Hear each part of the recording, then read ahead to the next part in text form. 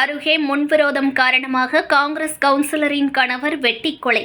தலைமறைவான பிரபல ரவுடி உட்பட 6 பேர் கும்பலை பிடிக்க தனிப்படை அமைத்து தேடி வருகின்றனர். கன்னியாகுமரி மாவட்டம் மூவாற்றுமுகம் பகுதியைச் சேர்ந்தவர் ஜாக்சன். அந்த பகுதியில் டெம்போ ஓட்டி வருகிறார். இவரது மனைவி உஷாராணி. இவர் திருவட்டார் பேரூராட்சி 10வது வார்டு காங்கிரஸ் கவுன்சிலராக உள்ளார். இவர்களுக்கு 2 மகள்கள் உள்ளனர்.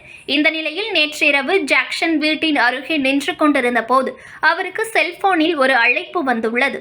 இதனையடுத்து ஜாக்சன் அருகில் உள்ள தேவாலயம் அருகே சென்றுள்ளார்.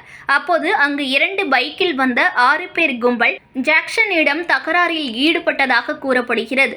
இதில் ஆத்திரமடைந்த கும்பல் அரிவாள், கம்பு உள்ளிட்ட ஆயுதங்களால் ஜாக்சனை சரமாரியாக வெட்டியதுடன் கம்பால் தாக்கியுள்ளனர். இரத்த வெள்ளத்தில் சரிந்த ஜாக்சன் கூச்சலிடவே அந்த கும்பல் அங்கிருந்து தப்பி ஓடியுள்ளது.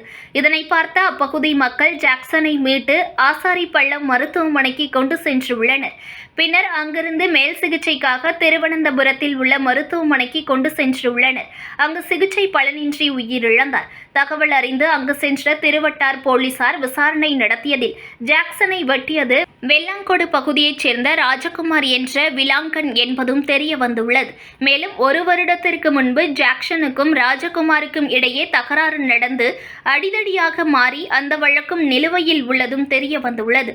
இதனிடையே ஜாக்சன் வெட்டி கொலை செய்யப்பட்ட இடத்திலிருந்து சிசிடிவி காட்சிகளை கைப்பற்றிய போலீசார் கொலையில் தொடர்புடைய நபர்களை தேடி வருகின்றனர். கவுன்சிலர் ஒருவரின் கணவர் வெட்டி கொலை செய்யப்பட்ட சம்பவம் அப்பகுதியில் பரபரப்பை ஏற்படுத்தியுள்ளது. நியூஸ் 1 தமிழை லைக் பண்ணுங்க, கமெண்ட் பண்ணுங்க, ஷேர் பண்ணுங்க, மறக்காம சப்ஸ்கிரைப் பண்ணுங்க.